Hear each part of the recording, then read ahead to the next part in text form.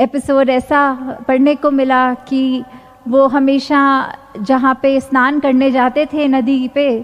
तो वो जब जब लौटते थे तो एक व्यक्ति कोई ऐसा था जो उनके ऊपर कुल्ला कर देता था।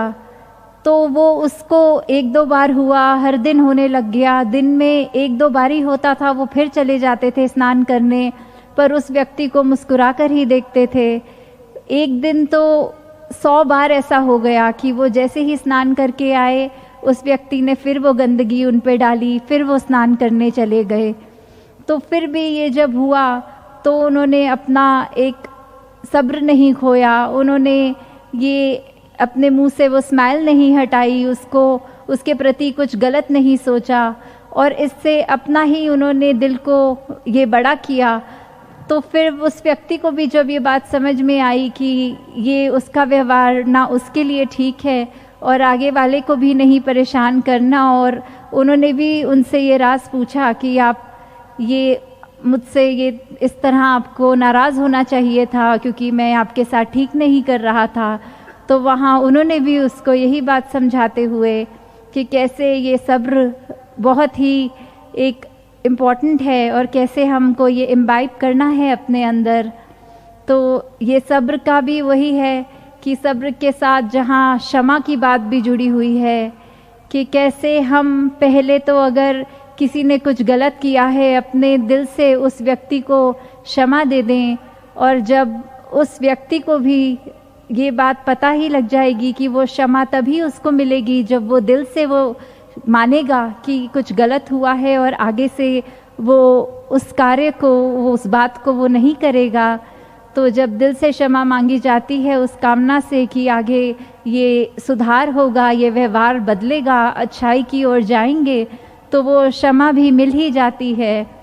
और कैसे हमने अपने दिल को इस तरह विशाल करना है, इस तरह हमें तंग दिल नहीं होना कि कुछ भी हो तो हमने उसको, अगर किसी व्यक्ति ने कुछ कड़वे वचन बोले या कुछ बुरा किया तो हम ये ना सोचें कि हमको भी उसके साथ वैसा ही सलीके में पेश आना है। नहीं, हमको ये अपने अंदर बात रखनी है कि उसको किस तरह हो सकता है वो आज उसकी तबीयत ना ठीक हो तो कुछ परेशानी के कारण शायद वो ऐसा ऊंचा बोल गया, कड़वा बोल गया, कोई अपशब्द बात बोल दी। तो कैसे हमें उसको वो बेनिफिट ऑफ डाउट जहाँ देना है वो देते हुए फिर हमें ये पता लगेगा कि कैसे हम अपने दिल को और बड़ा करते जा रहे हैं और विशाल करते जा रहे हैं। हमारे दिल में फिर दूसरे के लिए भी वही प्यार आएगा कि हमने अपने लिए जहाँ अपनी तमाम गलतियों के बाद अपने आप को श्रेष्ठ माना हुआ है, अपने आप से प्यार करते हैं, तो वहाँ अगर किसी दूसरे व्यक्ति से भी कोई बात हो रही है तो उसलिए हमने तंग दिली का प्रदर्शन वहाँ नहीं करना। अपने चरित्र में हम वो बात लाएं कि कैसे एक अगर हमको कोई बात ऐसी भी सामने आ रही है जो हमारे हिसाब से ठीक नहीं है,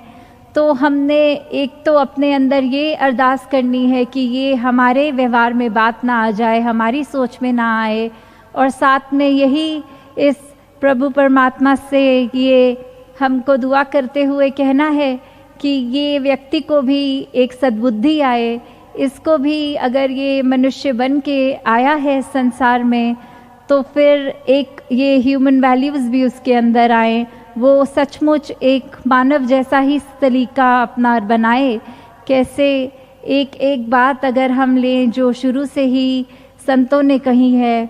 तो वो इसी बात को आधार देते हैं कि एक प्रभु परमात्मा है जो जिस पे हमने उसके साथ अगर जुड़ना है तो कैसा वो, अगर हम अपने किसी भी जहाँ हम आस्था रखते हैं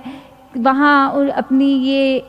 स्क्रिप्चर्स के साथ, अपने ये होली बुक्स के साथ भी अगर वो डेफिनेशन को जोड़ के देखें कि परमात्मा क्या है, तो फिर वो ही परमात्मा जिसके कहीं कोई वो गीला नहीं हो सकता, उसके टुकड़े नहीं हो सकते, वो शारक से भी नज़दीक है, वो हर पल हमारे साथ है। कैसे वो वाहिद एक ही अल्लाह वाली बात की वो एक ही है, कैसे वो ऐसा परमात्मा है जो कभी शुरू नहीं हुआ, जो कभी ख़त्म नहीं होगा, या जब हम और भी किसी डेफिनेशन